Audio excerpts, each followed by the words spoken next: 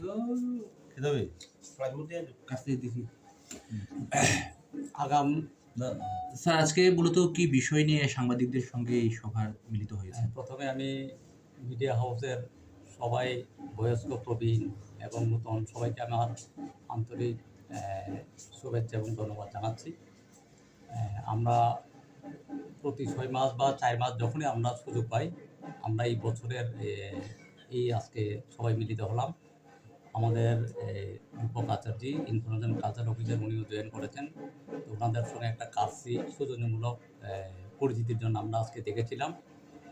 পাশাপাশি আমাদের যেহেতু পরিপূরক সাংবাদিকের সঙ্গে আমাদের দপ্তরের, তাতে আমাদের নিউজ করার ক্ষেত্রে, ডেভেলপমেন্ট নিউজের ক্ষেত্রে আমরা কীভাবে আরও বিভিন্ন সমস্যাগুলি মানুষের কাছে আমরা তুলে ধরতে পারি, সম্প্রচার করতে পারি সত্যনিষ্ঠ সংবাদগুলি, এটা নিয়ে আমাদের মূলত আজকের আলোচনা হয়েছিল।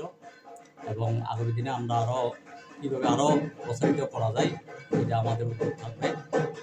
এর মধ্যে আমাদের সুখবর হয়েছে, আমাদের এখানে 2 জন সাংবাদিক এই ডিস্ট্রিক্টের, একজন হচ্ছে কণিকা চক্রবর্তী তেলিয়ামুড়া, আর একজন হচ্ছে সঙ্গীতা ভট্টাচার্য। ওনাদের ফ্যামিলি পেনশন স্যাংশন হয়েছে। এই মাস থেকে ওরা 5,000 করে পাবে ওনাদের হাজবেন্ড মারা যাওয়ার কারণে। তো মিনিমাম হলেও আমরা চেষ্টা করেছি যাতে তাদের ফ্যামিলিকে কিছু সাহায্য করার জন্য। এই হিসেবেই এই মাস থেকে ওরা 5,000 করে সাংবাদিক ভাতা পাবে, ফ্যামিলি পেনশন। তো এছাড়া আমাদের সামনে প্রোগ্রাম আছে ভাষা দিবস, মাতৃভাষা দিবস। মাতৃভাষা তো মায়ের দুগ্ধের মতন সকলেরই ভাষা। এই ভাষাকে আমরা কীভাবে সুন্দরভাবে প্রোগ্রাম করতে পারি এই সীমিত পয়সার মধ্যে, এটারও আমরা আলোচনা হয়েছে, যাতে করে সাংবাদিক এবং স্কুল এডুকেশন হোক বা যারা কবি সাহিত্যিক সবাই মিলিত হয়ে যাতে আমরা এই ডিস্ট্রিক্টে সুন্দর একটা প্রোগ্রাম করতে পারি মাতৃভাষাকে স্মরণ রেখে।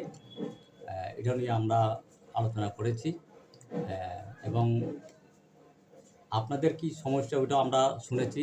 আমরাও চেষ্টা করব আমাদের পক্ষ থেকে যতটুকু সম্ভব যাতে আপনাদের ভবিষ্যতের কিছু একটা আমরা করে যেতে পারি কিনা, আমরা ওইটা আমাদের চেষ্টা থাকবে। আপনারাও আপনাদের যারা সমস্যাগুলি আপনারাও যদি আপনাদের হাউস এবং যদি প্রয়োজনে আপনারা দপ্তরেও চিঠি দেন, তাহলে আমরা এই বিষয়গুলি আমরা যত্ন সহকারে আমরা চেষ্টা করব যাতে আপনাদের কিছু একটা উপকার করতে পারি।